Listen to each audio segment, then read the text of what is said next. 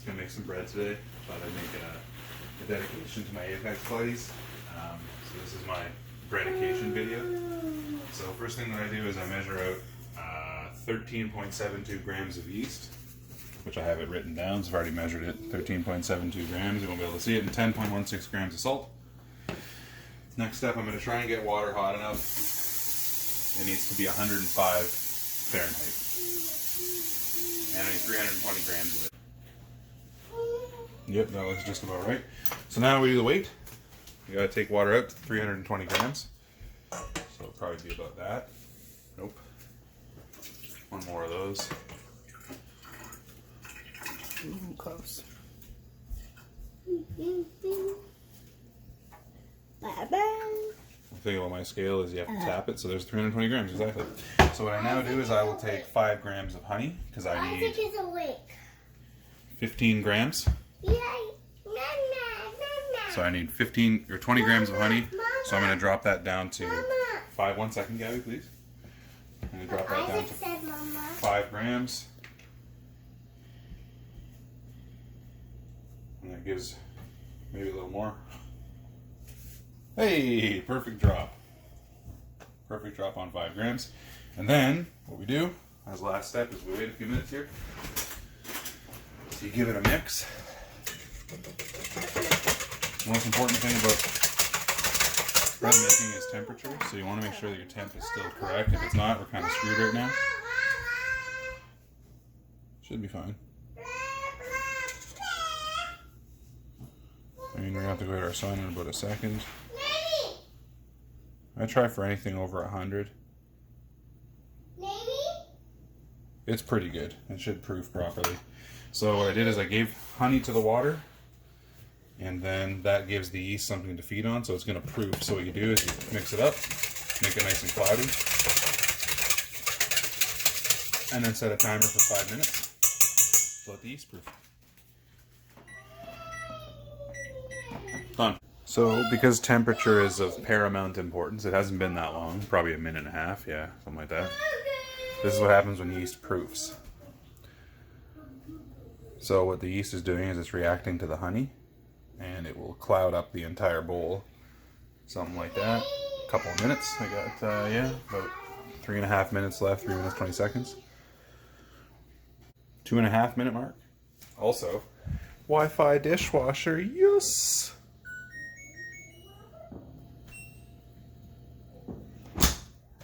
Go. So time out. So now I need to add the rest of the stuff. We're going to shut that up here. Come on, turn on.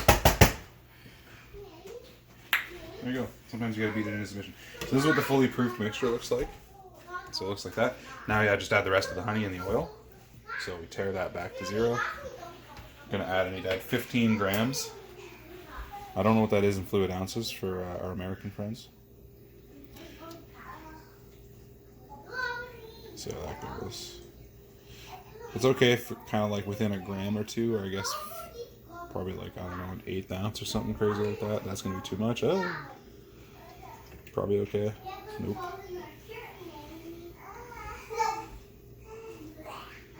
Should be good. 14 is fine. So that adds a bit more fuel for the yeast. And now vegetable oil. Vegetable oil, I need 30 grams. So we're going to measure out the 30. That. Nope. Kids are playing in the ball pit, they're raging. Nope. That's too much, but that's okay. Oh, that's good. Cool. 30 grams of that. 30 grams of vegetable oil. Now we need to add flour and salt still. So your flour always goes in before your salt, because salt will stop your yeast. Hey, hey. Okay, I need 508 grams of this, so which is usually around 4 cups, I think. 508, good to go. So now, oh yeah, I guess, yeah. So now, I make a little well. We add the salt in there. Hold on, bud. Like that, and then since you're supposed to mix it with a spoon, but I use my hands. So you just kind of get right in there. Mix this up. It's super difficult to work with at the start, and it's really nasty, but that's okay, because once you squeeze it through your fingers 744 times, it actually gets not too bad. What kind of consistency are you looking for when you're mixing? You want everything combined, and it's going to be hairy as fuck. Maybe let's pause that up, and then I'll... Yep. So now once it's all combined super nice, it's going to be hairy and really sticky. So what I'll do is I'll drop it into the bowl and try and pull off as much as I can from my hands, because it's sticky.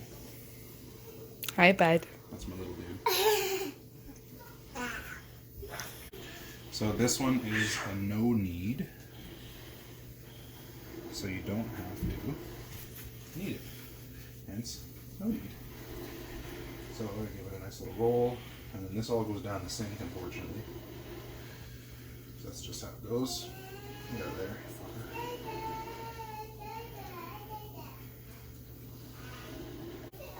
So now what we do is we take this, and it's going to be a super hairy ball. See, it's already starting to unhair, which is really, really awesome. There's a bit too much flour on there, but we'll drop it in. Actually put it on the counter. You cover it for 5 minutes. Alright, we got 14 seconds left on the initial set.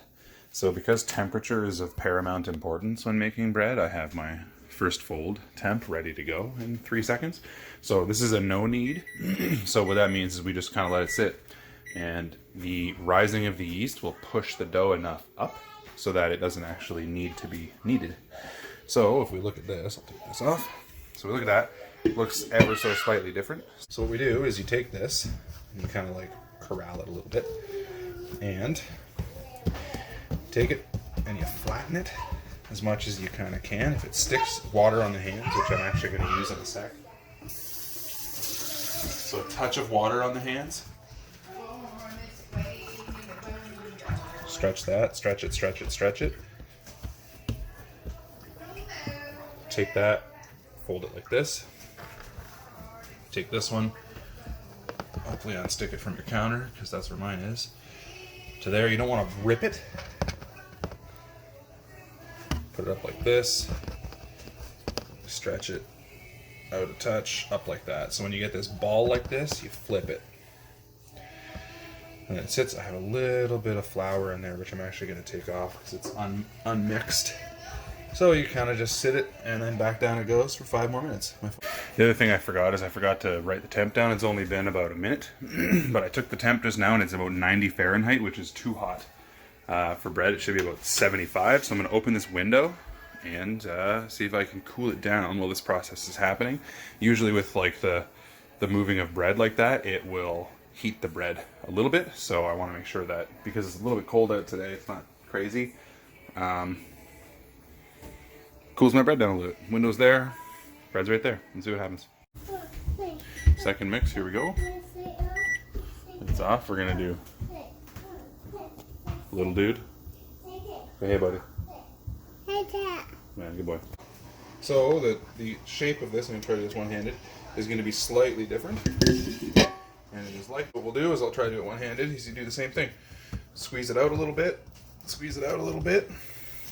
And squeeze it out a little bit. Squeeze it out a little bit. Squeeze it out a little bit. Or I guess fold is what they're calling this. Take it, it goes about a third. Same exact thing. Another third. A third. That was a little harder.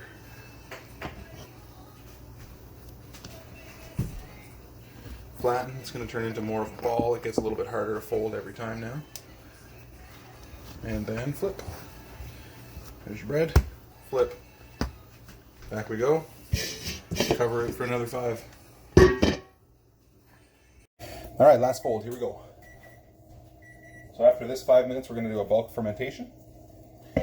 So, starting to plump up nicely. I will flatten it out. So again, don't want to rip it, just give it enough until it resists. So which is about there. Give it a pull. I like to flatten right about there. So now it's almost impossible to like do the last two, which is kind of how you want it. It's gonna be super risen. So this is what it looks like at after the last fold. Shape it for a bit. Pop back in, 5 more minutes.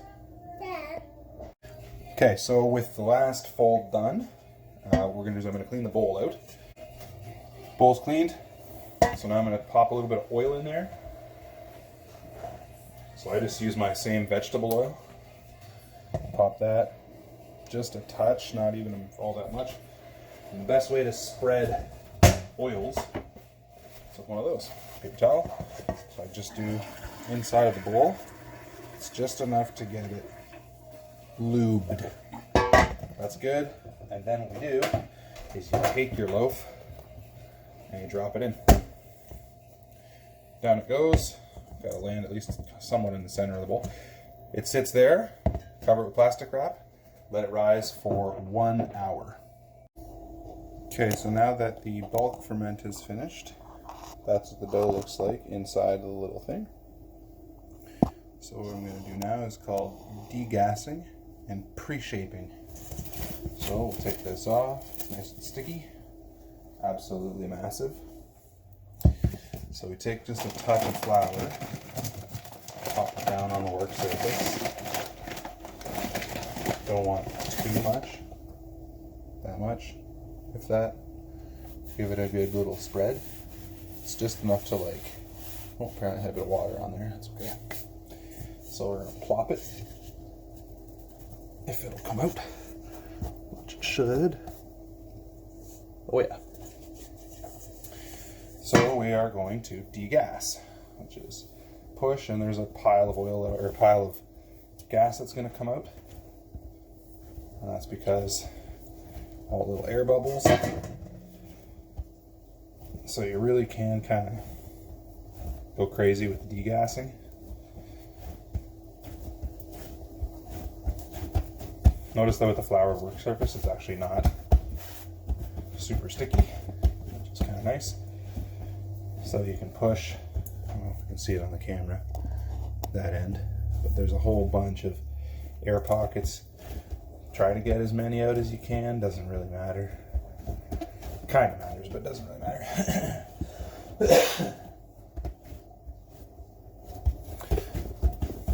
And then we do what is called a pre-shape.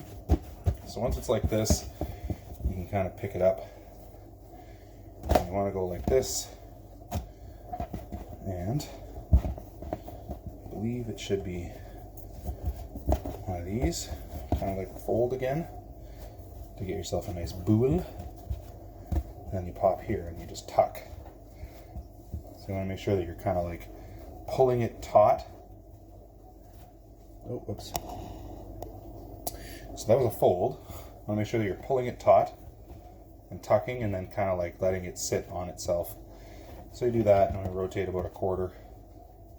Same thing, you want to kind of like pull it taut, tuck it underneath, pull it taut, tuck it under.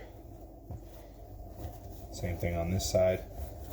And kind of the technique is kind of like grab, fold, and tuck. So we'll do it this way. So if I'm going to do it on this side, grab, fold, tuck.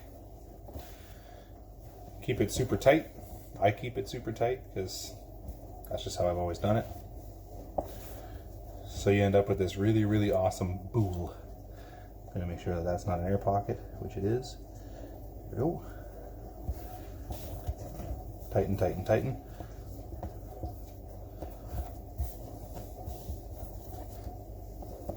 And after this step, you let it sit for 25 minutes.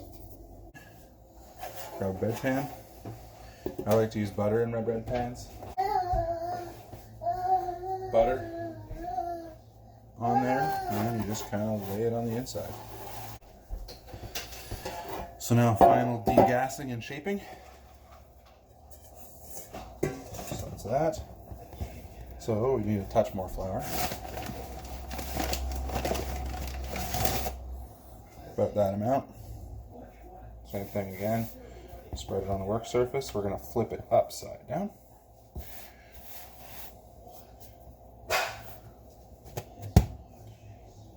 Another degassing, so it's going to be... Oh, I definitely don't want that to happen.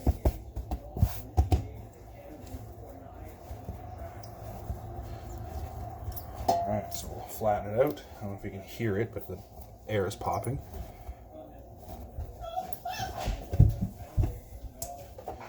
So we do the degassing so that our crumb, which is the inside of the bread, doesn't have too many air holes. Some loaves of bread you want air holes, because why not? This one you don't. So we're going to pop all those. It's kind of a palm thing. There's tons and tons of air in this one. And that's a good thing, because that means our yeast is still doing its thing. Alright. So I think it's degassed. There's a lot of... feels like there's gas still in there, but that's okay. So we're going to do the same sort of thing. I'm going to take it like this. And this time for the shape, you want to kind of bring it into the shape of kind of a loaf of bread. So it'll sort of be up in a bit of a triangle like that. So what I then do is I will take it, do the same sort of kind of tucking. This one's really gassy actually.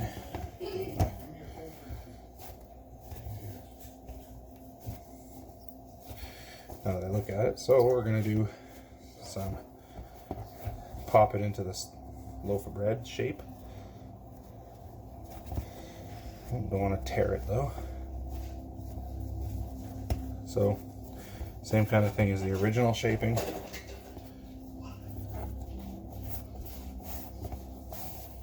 Kind of trying to tuck it so that it looks reasonably like a loaf of bread.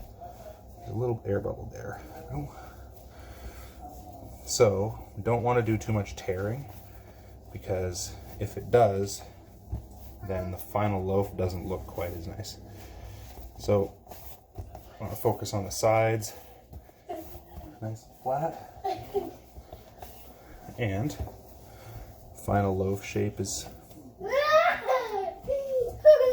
something like that. Looks pretty alright. So we take this and we pop it into the loaf pan. So you pop it in the loaf pan, kind of let it sit for a second, like so, and then we let it sit for 2 hours. And what it's going to do is it's actually going to rise in there, and it'll be about that tall. Nah, maybe not that tall. Close. So, again, has the nice loaf shape. Off we go. Okay, so that's what the final proof looks like. So it kind of pops up. I got a little bit of a tear there. It's in the shape of a heart, which is hilarious. So what I actually already have done is you're supposed to, we're in the middle of dinner here, so what you're supposed to do is you wet a brush and you brush the top liberally with water, and that creates steam in the oven. I've already done that, added a bit more just now, it doesn't really matter. So I've preheated my oven to 375. Bread.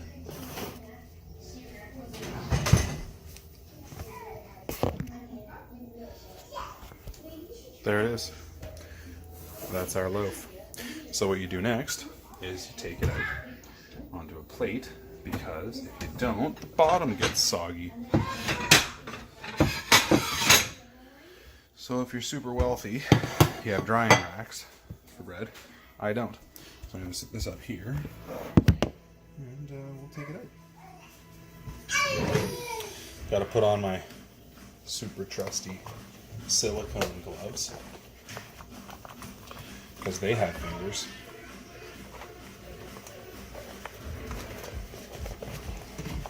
These big ass hands don't fit in there. Bread gloves. And because of all that butter, it slides out nicely. There you have it. Loaf of bread.